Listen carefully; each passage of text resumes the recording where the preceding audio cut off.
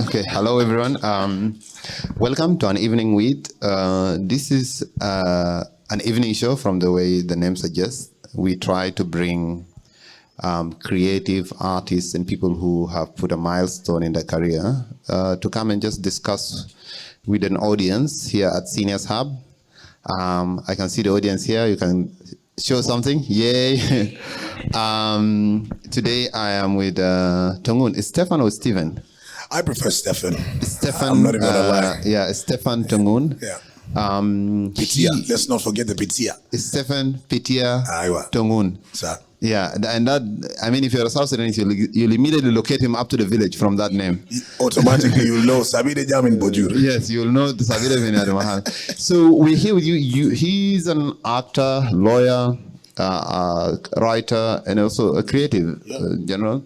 You and Juba for family and stuff. And these meetings happen just at the backdrop of Spiderhead, a movie that featuring you on Netflix, which is kind of a very big thing.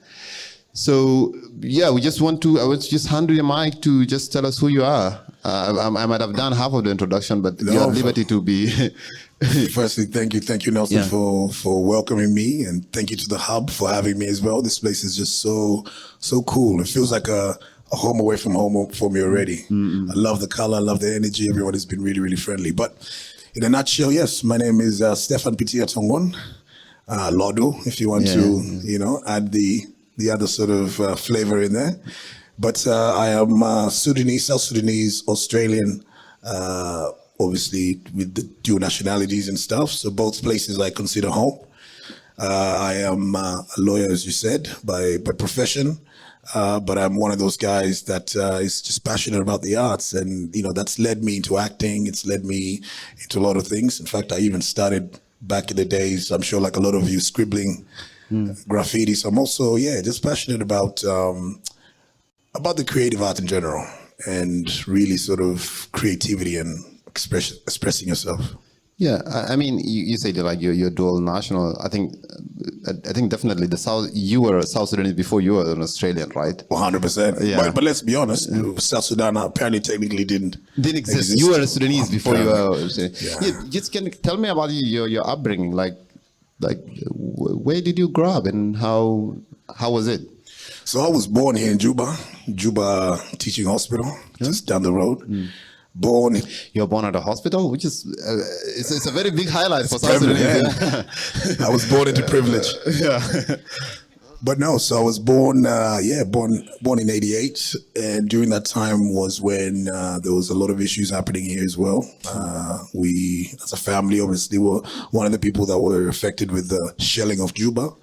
And at 6 months of age, I became a refugee, and from that point, the family moved to Nairobi, Kenya, where we ended up living in a place called Kibera for pretty much 12 years. So we stayed there for 12 years. Shout out to people in Kenya, Kibera especially. We stayed in a place called Olympic Kibera, which is Olympic, you know Kibera, yeah? So for those that don't know, Kibera is probably one of the biggest slums in Africa. But I grew up there, and at the age of about 12 and a half, we as a family managed to get a humanitarian visa to resettle in Australia, where I ended up going there, and we spent the next 22 years living in Australia. Wow. Yeah. That's I think you traversed a lot of borders and cultures probably in the process. From the then Sudan with all the fighting and to Kibera. And then in Australia, like what has been the most significant, I mean, there are so many significant changes, but like what has been the most cultural shock as a 12-year-old in Australia? I think probably ended up in Queensland or Sydney or... It's a very good question. For me, honestly, the biggest shock at the time was the weather. So we arrived there in the middle of winter, all right? And during that time, obviously, for us who had left here, some of us hadn't experienced any winters before. So it's not like we were prepared, because we basically left with just, the suitcase that we had. And when we arrived in Melbourne, Australia, and the first thing that hit me was that cold. Wow. It was freezing. It was so cold. But other than that, we were really sort of warmly welcomed by the African community at the time there in Australia, especially in Adelaide. The community was not very big. You could pretty much fit all the Africans in the one house. Because I think by then, that's when Australia started more progressive immigration policies. Yes. And at the 80s, probably like they started in the 90s and then... Yeah, I think they started in the 90s a lot more with Ethiopia and then Somali. But South Sudanese got the opportunity really around maybe end of the 90s into the new millennium. Into the new millennium. Yeah, so you'll find many Australians arrived between 2000 and 2005. So, but yeah, that was pretty much our journey. So then you have you always kind of identified as an artist, or you kind of like figured it out throughout? No, I think it's something that's kind of in you, right? Like I said, from a very young age, I was already like scribbling on the back of my books. I was one of those kids who was picked for some of these British Council sort of art workshops. So I had a bit of talent, but I've always been interested in the creative arts. I've always been interested in acting. I just didn't necessarily know that I wanted to pursue it as a career, but I knew that I was passionate about it and I was interested in it. So, and then, but then through the process, you end up in law school, which is, I think, presumably something that your parents were and are still proud of. They beat it in me. Not quite. Yeah. It was really more. I think I had this conversation with my dad, and he was really strong about having an occupation. So for us, our family is in healthcare. Yeah. Some of you might have visited our pharmacies here, Juba Pharmacy, Central Pharmacy. We have a few plus DPC, which is our distribution sort of companies named after my dad, Dr. Philip Tongun. So the family always wanted us to kind of just continue with the path of health. But I'll be honest. For me, I've always been a bit of a talker, and my passion for justice, and having grown up as a refugee, and really seeing the issues that we have as a community, I've always resonated with being more of an advocate to speak on behalf of people. But for me, it was definitely a bit of pressure on both sides. But he said, look, if you have to have an occupation. So whether it's being a doctor, whether it's being a Maulana, or lawyer, or an engineer, pick one. But you end up becoming a Maulana. Did you practice? Yeah. You practice in Australia? Yeah. So we do. Currently I'm at a firm called Equitable Law, which is basically a firm that we do general practice. So everything from wills and estates. We do conveyancing. We do criminal stuff. So for a lawyer in South Sudan, that sounds like a lot of boring lawyer things. Here it's like just getting someone from jail, getting someone in out. Law in South Sudan is we are still in the Wild West. Man, I tell you, and the thing is, it's good to see that at least there's progress in the right direction. Because I think we definitely need to focus on justice. The rule of law is something that we should all try and abide by, obviously, and do our best to coexist. Yeah. So as a lawyer, and you're practicing, when did you get your kind of proper fast gig acting or doing artistic work for pay?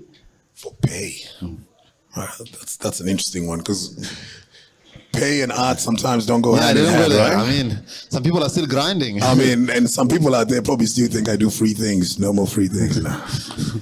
But it started for me, I think, like anything, like I started with that passion, and wanted to just get into the circle and see how things are done. And I had so many friends who were also sort of in those kind of circles as well, so it just made sense. But my love for drama and the arts really sort of took off in my senior years of high school.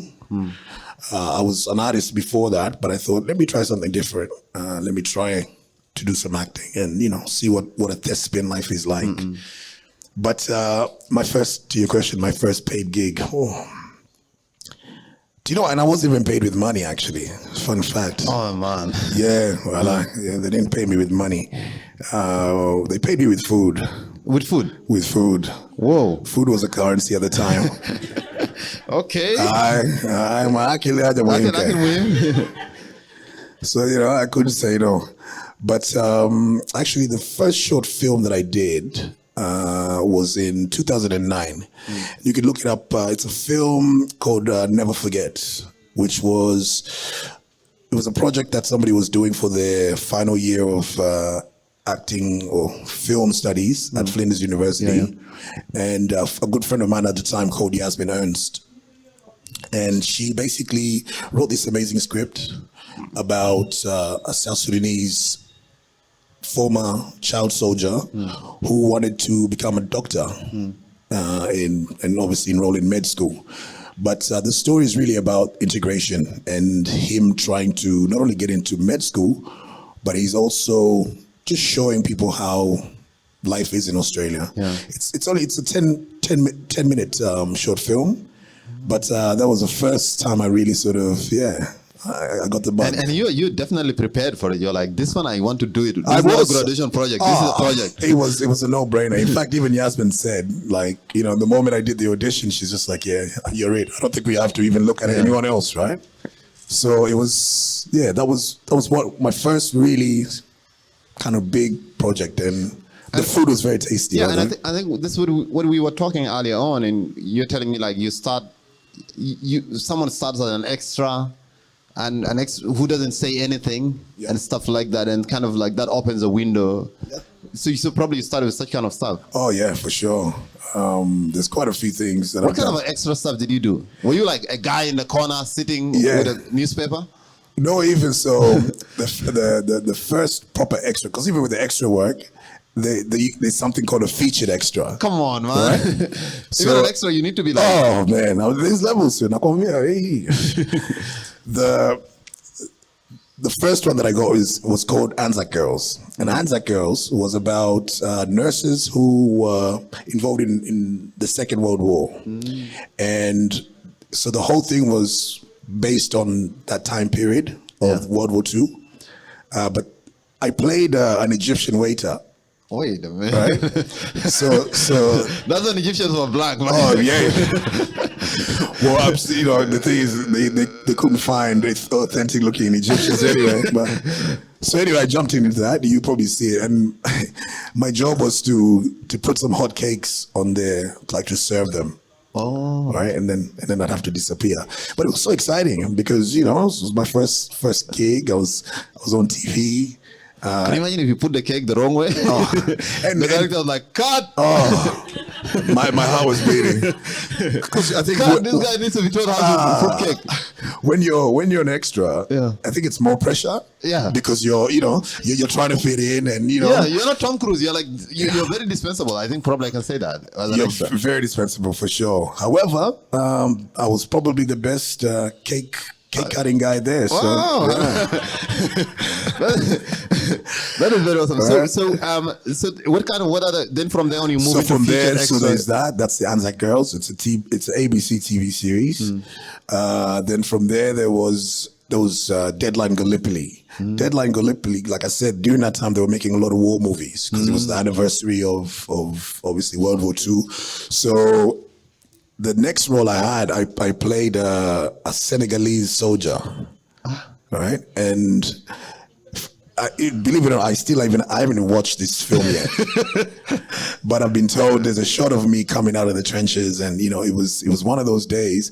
It was in the middle of winter, right? It was so cold, but they're trying to tell us to pretend that it's summertime. Oh man! So you can imagine. It was you needed to really do some good acting there. But it was a really exciting time. And I was actually really lucky. I want to just mention also, one of the reasons I got a lot of these extras roles was because I knew the costume designer. Right? Yeah, Maritka, she's an amazing costume designer based in Australia. She award-winning, but her family was actually one of the main families that received my family in Australia and kind of took us in. Yeah. And so she was always kind of, looking. She would be like, That's how she's like, oh, we want an Egyptian. They're like, yeah. I have a South Sudanese,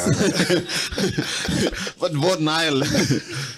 Sure enough. And it's who you know sometimes. Yeah. Right? And I think probably that serendipity and that idea of like just knowing people. And at times people put it in the wrong way, like, oh, you need to know people. But like just knowing some people can sometimes really be the lucky break for you. Open doors. Yeah. So be kind to each other and support each other. And, so when did you start doing the acting of talking in a proper movies? Hey, good point. Actually, now you're taking me back now. So, I mean, obviously, we've got the short films, but the first proper gig, I think, where I had to speak or got some lines, actually got cut. My line got cut. Your line got cut? So there's a movie called Never Too Late, right?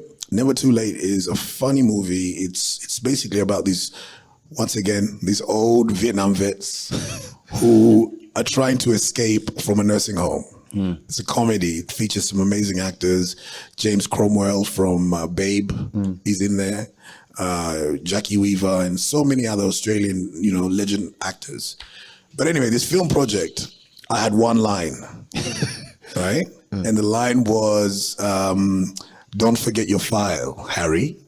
Oh, okay. That was my line, right? That is it. That was it, right?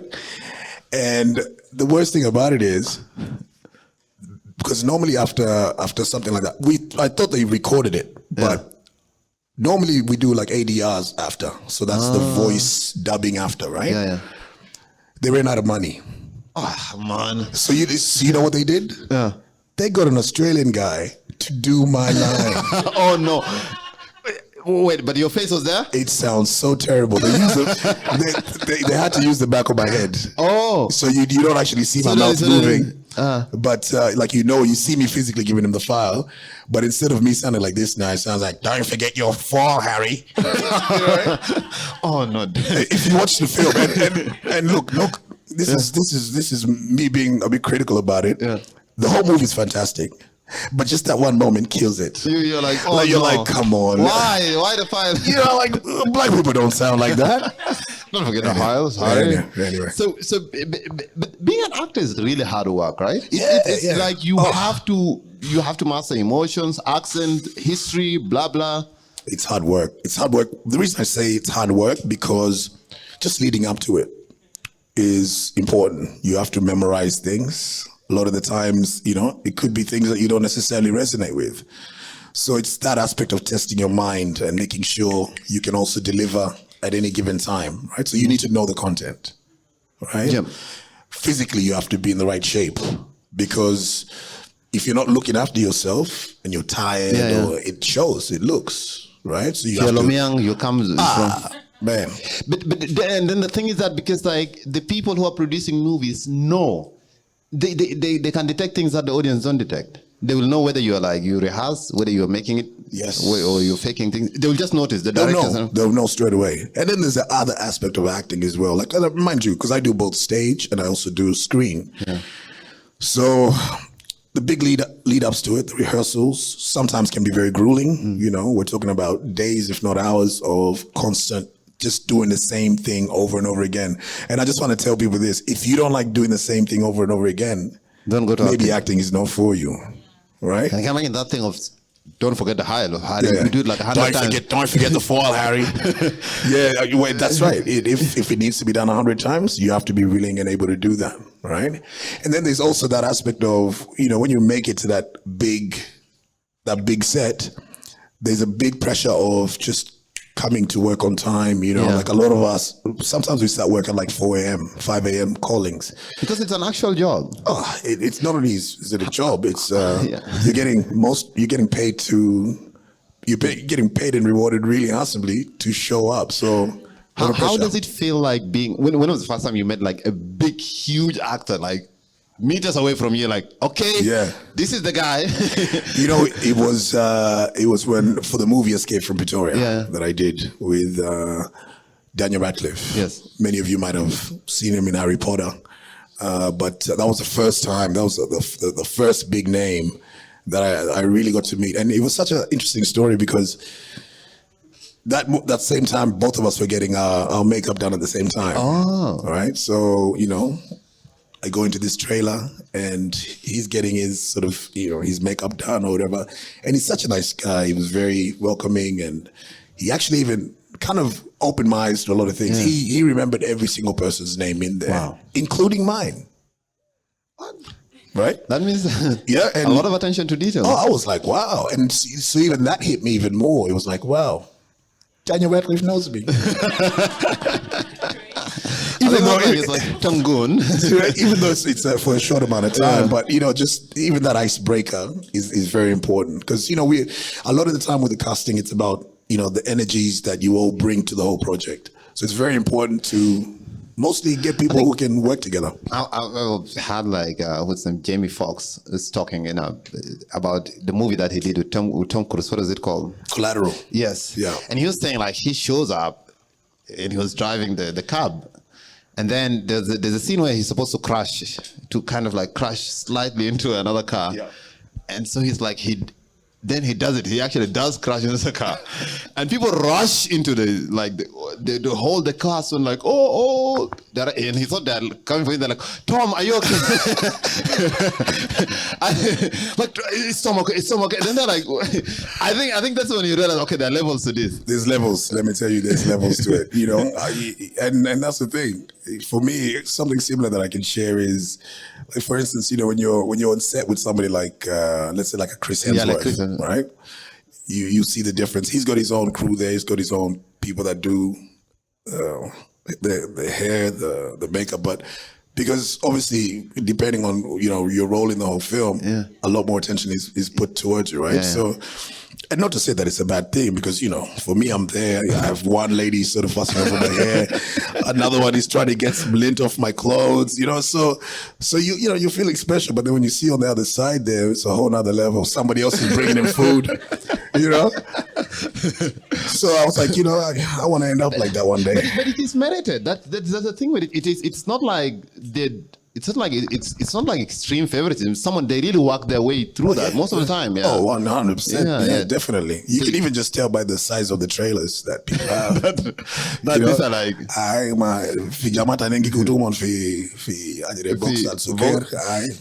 Have you ever how does it feel like being recognized, at an airport or a supermarket or what? I'll tell you what, it's a great feeling. Don't get me wrong, but it can also work against you. So I'll give you an example. So when I landed in Ghana, just when I was doing the customs or going through customs, this guy was looking at me, and he's like, "Do I know you from somewhere?" And I was like, I don't, maybe, but he's a custom guy, so you want to be a bit nice to him, right? So he tells me, that's where I saw you. On Netflix. And then he goes on, he's like, but funny enough, I didn't even finish your movie because my power ran out. and then he goes, by the way, even my subscription is finished. Okay, he really wants you to part with something. So, and I was like, yeah, I know where this is going.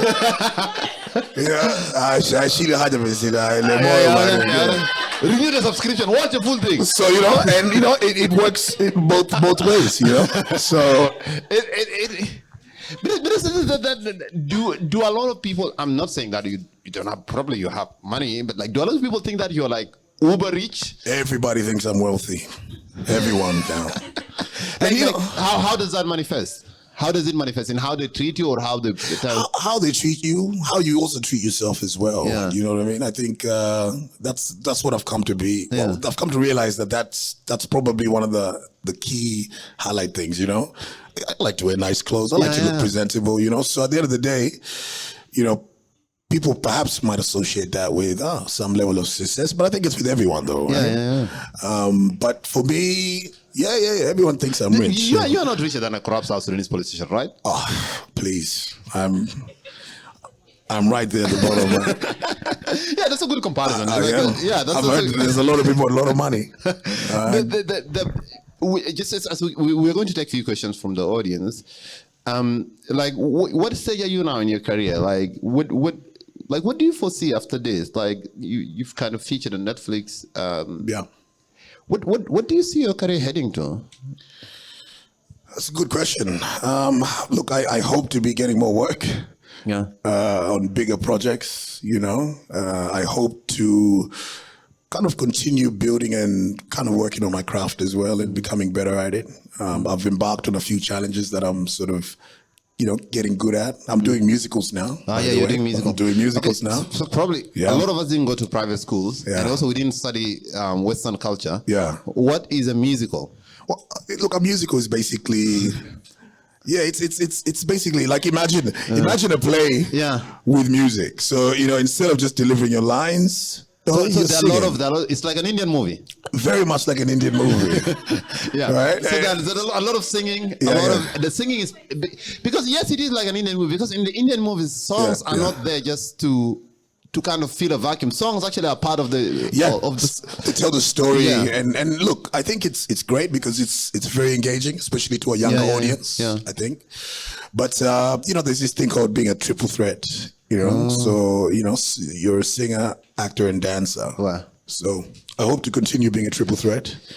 Yeah, I hope so. Yeah, making more good things. Yeah, I don't want to deprive our small but intimate audience here from questions because I think it's not small, it's huge. Look how many people are here. It's a huge audience, and this is just for the people who are probably watching it online. This is a huge production. We have lights, we have camera, we have everything is here. This is not what you expected. No, it's more than I expected. And like just being in this hub, I can see the amazing artwork around. It's just so good to see that we have these kind of places in South Sudan. And the idea is really to create, and as I was telling you earlier on, this is the question of, I was telling you this is a theme of dignity because the what you see in South Sudan and also in a lot of places is that people who don't have resources or people who are not there are not shown dignity. That's why when you go to restaurants, you're not paying people okay, get out. But the idea of this place is everyone deserves dignity. If you come here, you don't have money, you don't have you don't have something, you should be treated like a customer. And I think spaces like this and also like other artistic spaces exist to afford that dignity to a lot of people who otherwise wouldn't have been given dignity or wouldn't have been taken seriously. There's a group of young people who did a poetry slam here in a competition, and I was like, okay, poetry something. Then they said they had the judges, they had the final day. I show up here. I find that they decorated the whole place. They put a carpet here. They put a lot of curtains on this place. I'm like, damn. I'm like, these people are serious about this. I'm like, because the thing is that I don't have to understand your craft, but I understand seriousness. Don't mess with poets, man. Yeah, I'm like, There will a lot of seriousness. I'll tell you, poets are deadly. They will entertain you and steal your girlfriend with just a few words. Shout out to the poets out there, by the way. Shout out to the poets. Shout out to all the people whose girlfriends are poets. Okay. We know. The dream of every lady is to have a man who's a poet. And the dream of every guy is to have a lady who's a poet also. Yeah. Let's take some questions. I will, Daniel, do we have another mic roaming? Or we can just use this? Yes, we can just bring that one closer. Animo, you can just take that. So what are we doing? We're going to take a few questions from the audience, and it's really open. Yeah, I'm trying to see faces because these lights are proper, man. I'm telling you. I can tell you they're beautiful ladies without seeing. So we can kind of just take a few questions and understand and have a discussion with the audience to see what people have to say. I've got a question over there, I think. Yep. I think there is a question over here. Can that mic reach there? I think it should. Yeah, it's a. Yeah. Okay, good. So the lady here, you just say your name and then you can say your question or your comment. Just put it on. Daniel, is it on? Yes. Hi, good evening, everyone. Hi. It's an honor to be here. My name is Pasca Nyabot. My question, which is sort of a concern and also looking at it from the perspective of a South Sudanese, that observing what is happening in the country, you see so many people. This is a very young country and very full of potential, and so many people want to enter into the different industry, acting, musical, but there is no exposure enough. And I'm so it just humbles me to see that people like you are representing and are the face to the country. But then when you come back to the country, how do you think the opportunity has to be open, even for Netflix to know that a country like South Sudan do exist? Because I watched one of the movies, and they were saying we're going to South Sudan, and it was another Sahara in Western Darfur that they're trying to use to represent the country. And if you look at the storyline, because I was following up the conversation, how some people came to bash that movie, they were saying, oh, because it was not secure enough. It's just a perception that everything about the country, even just getting a location, which I'm sure they can through international organizations or different media houses, they could, but they cannot do that, let alone tapping into the opportunity that is already in the country. And you see that not everybody wants to get employed, for instance. They want to just showcase their passion. They want to benefit from it. They want to do whatever that they want to do, knowing that in other countries, like like any other country that is benefiting from their craft, can also benefit from it. But that frustration leads to depression, and someone dies with that talent. Yeah. I don't know how that can be helped. You are in a better position, for instance, in could be where you grew up from, but then looking indoor, how would you help people like that have these crafts, especially? Thank you. Yeah, thank you so much for the question, Pascal. I think it's a good, valid question. I think, firstly, I do agree with you. We have a lot of talent in South Sudan. And I guess one of the most important things for us is to realize that we're like a seed that just needs the right environment to grow and thrive. So for me, I think that's the first thing, for you to know your worth and to know that, the talent is there. It's just circumstances or conditions maybe that aren't conducive for your success. But I do agree that a lot can be done when it comes to telling authentic stories about us, but I think it also starts from us as well, and I'm not saying specifically that this it's a sure thing, but by us telling good stories and doing them professionally and to that level where the quality is good, we will have the opportunity to get onto the Netflix. Because a lot of people want to know what South Sudan is like, what South Sudanese are like. For me, it's just not enough for them to see us on the runways or whatever. I think there's people who want to know, how do these South Sudanese people live? What's behind the basketballers and all that sort of stuff. But Stephen, she's making the point that to even make that good quality, a lot of people die with their talent because they don't have even a smartphone to do something with, or even a TV station here that airs their content in a manner that is not even Netflix. Just start. She's saying that is not there. I think we need to also basically kind of open the doors. I think there's a lot of restrictions here in South Sudan, especially when it comes to media. And I think if those hurdles were kind of made to disappear, then a lot more people would have confidence even to make things and touch on different issues that we all know and see on a day-to-day. But it is sad to see talent obviously just, dying, untapped talent being wasted. So I think a lot can be done. And also to attract more investors and people to come to South Sudan, we need stability. There's a lot of money that, and a lot of effort that goes behind any production, but the first things are safety. And if people feel safe, then, they might be able to look for genuine locations that we have here. That's why a lot of production moves to South Africa or Ghana. Exactly. Yeah. They're taken to places where firstly there's stability. Also, there's an appreciation of the craft or the work being done. And then at the same time, there's a big push by the people on the ground who want to kind of learn more. They want to know, how these big productions work. Because one of the good things is it creates employment for a lot of people. Like you said, there's somebody for every job. And I think we are basically heading in the right direction if we basically put more attention on these things. Because a movie project, when someone said the budget is 100 million, that's not 100 million being paid to the actors. They're extras. There are people who build stuff. There's a whole town that's being hired. There's so many things. There's drivers. There's catering. There's so many things. Accommodation. And for us here, security also. Yeah. Let me take if there is another question there. There's a hand at the back. Just your name and your question. They're celebrating they're celebrating the team, the basketball team. Actually, to some bright extent, that's why stars. there are not a lot of people here due to that. Okay, the lady at the back.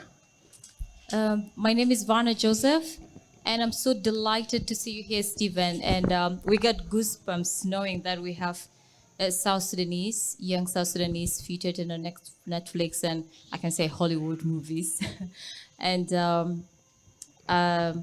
I'm just wondering, like, let's go back to fan and being an actor. The life of an artist and an actor, and then the media, the journalists, who gets into your life, even your private life. Sometimes I feel like as an actor, your life is restricted. You cannot talk certain things. You cannot go certain places. You have a manager who will tell you, don't put on these clothes, put on that one. No, remove your eyeglasses. No, put this one. You know, I don't know, how does it feel for you? Because right now I'm watching sort of a Turkish series, but then also it's about the life of stars and actors. Yeah. It's called Call My Manager, but then it's in Arabic. So I look at the miserable life an actor can have, honestly. Be it you're good or you're bad, they will still have to bring something out of you to test your temper. Have you ever been put in that position? That somebody, a journalist can just write certain story, maybe just take a case of South Sudan. Oh, you came from South Sudan where there's a bad country, and then just to test you. Have you ever been put on those positions? And what would you say? Because we have a lot of artists in the country, they've been put in certain positions, and then, you know, you show your anger. How can you be, how can I say, emotional intelligent in handling such events? Great question.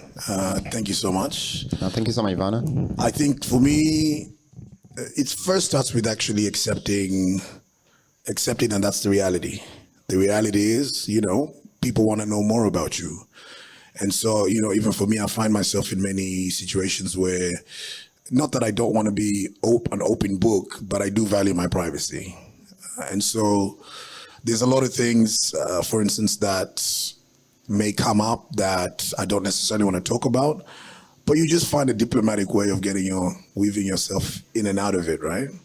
But the one thing that I will say is, I believe the culture of just shamarat, you know, just being into somebody's business is not good in the long run at all, to be honest. You know, I think especially people who are busy bombarding, you know, social media or keyboard warriors talking about people and things they don't know nothing about.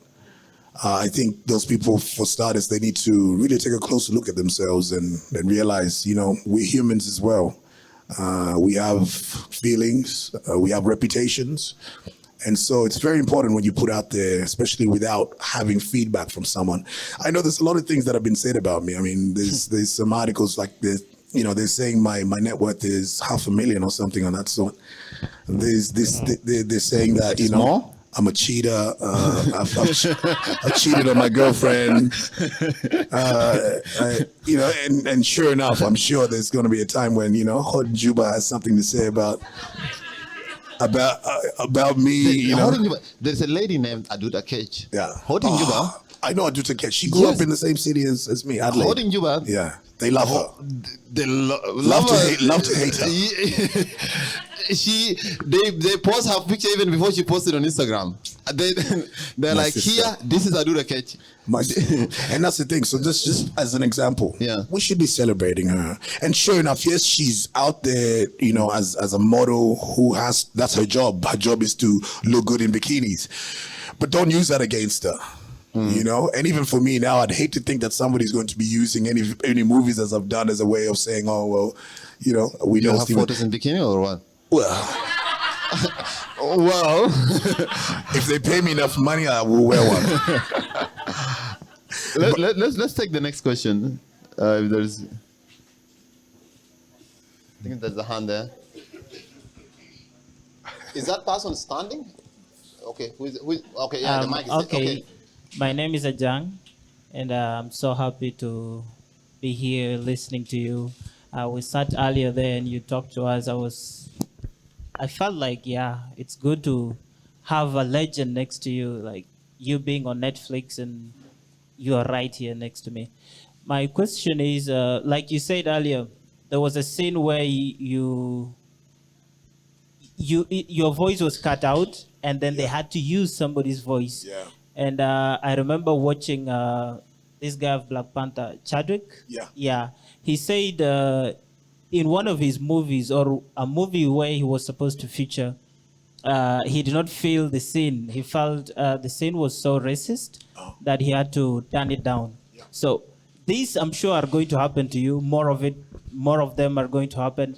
How do you plan? How do you plan to see through that? Like, you are still struggling to reach to the standards, and how are you seeing yourself fighting these barriers in your long run? Thank you. Thanks, Ajang. That's a good question.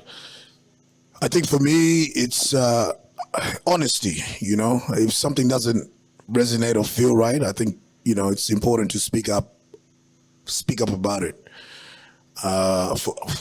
In terms of finding content material that I find offensive, sure enough, there's a few that I've thought, you know, this, I don't really resonate with this. As we were talking about before, in Spiderhead, there's that fight scene. And for me, it didn't feel right. The choreographers had actually like put in a slap, right? I was slapping Jurnee Smollett, and I didn't really like that. I felt that was degrading and misogynistic in many ways. And I didn't want to be seen as, you know, a wife beater. So we tried, and luckily, Jurnee Smollett was so lovely about it. She was also on the same page. And so we decided to sort of work on something different. So I think it's important for us to remain honest with yourself. And, you know, if something doesn't feel right, for me, I'm happy to speak up about it, because you really genuinely have to really believe what you're doing in order for it to be convincing enough for the audience to kind of, you know, enjoy it. But the art has improved, like back from the days of like Indiana Jones and John Wayne. Like anyone who is Chinese is somewhere, like black is a helper of another white guy. They always used to kill the black guys off, right? Yeah, but like it has really improved now. Like you see like. What do you think led to that? What made? Could be many things, but like things are very much better for actors of color. It's us speaking up for ourselves and saying, you know what, don't stereotype me by my hair, for instance, or, you know, don't put me in a situation where, you know, I feel like you're kind of taking advantage. Because remember, we're still living in a culture where there's still racism, and there's still these sort of stereotypical views about people. And not that I don't want to show that. I feel there's a fine balance between, because you don't also want to omit reality. Well, exactly. We want to omit reality, but let's also not take people for a joke, or, you know, like now, for instance, as a South Sudanese person, I'm sure if some scripts come up of, you know, me basically being the kind of person that is just completely unlike South Sudanese, I'm going to speak about it. I'm going to be like, actually, that's not so much our culture. You know, you need to kind of do your own work as well. And at the end of the day, you'd hope writers are actually doing their research. Yeah, definitely. And for those writers that are not, research is important. Yep. If there is any final question before I kind of like close it. Yes, from Animo. Thank you very much. Can you put this thing on? I think it's on. Maybe. Yeah, it's on. Yeah. Can you hear me now? Yeah. Oh, okay. Thank you very much. I'm Stefano. Stefan. It's nice to see you again. I was obviously at the special screening of Spiderhead, and I just sort of wondered how important is film culture for the growth of an industry for a place like South Sudan. I mean, we don't have any cinemas here. The only time when people are sort of watching is when there's like donor-sponsored, humanitarian-sponsored film festivals. So the sense that there's a sort of organic growth, right, in the film industry. I mean, Varna is an actress and a few of them here. But how important do you think having a film culture is for growth of you know, the film industry in a young economy like like South Sudan. And then I just also, maybe this is a personal question, do you sometimes feel a sense of imposter syndrome, especially when you're in the big movies? And then how do you deal with that, right? When you find the big names and the big movies, do you feel a sense of imposter syndrome, and how do you deal with that? Oh, Like, I shouldn't be here. I should be back home. No, I think to answer your question or questions, firstly, it's very important to have a good film culture because, you know, we consume everything these days through TV or our phones. And so that's become now the way of communicating. So if we're going to communicate not only to ourselves, but to the rest of the world, it's something we definitely need to invest in.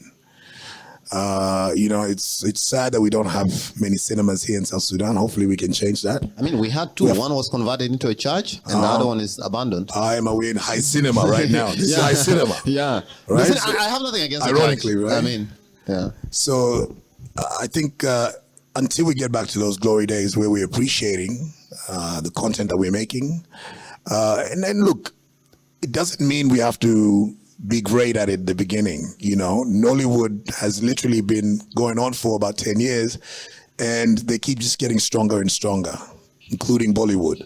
So when you have a society that appreciates that, then there's that aspect of growth. But like I said, it's a great opportunity to give people an economic sort of chance of making a living, giving them careers. I think these things are very, very important. And just on your question on imposter syndrome, I think I've come to the point in my life now where, like, I don't see myself as somebody who should have doors closed on them. You know, I think I see myself as somebody who belongs. You know, there's a reason why, you know, they cast me in these big films. It's because I belong in those rooms, and we belong there simply because the talent and everything else speaks for itself.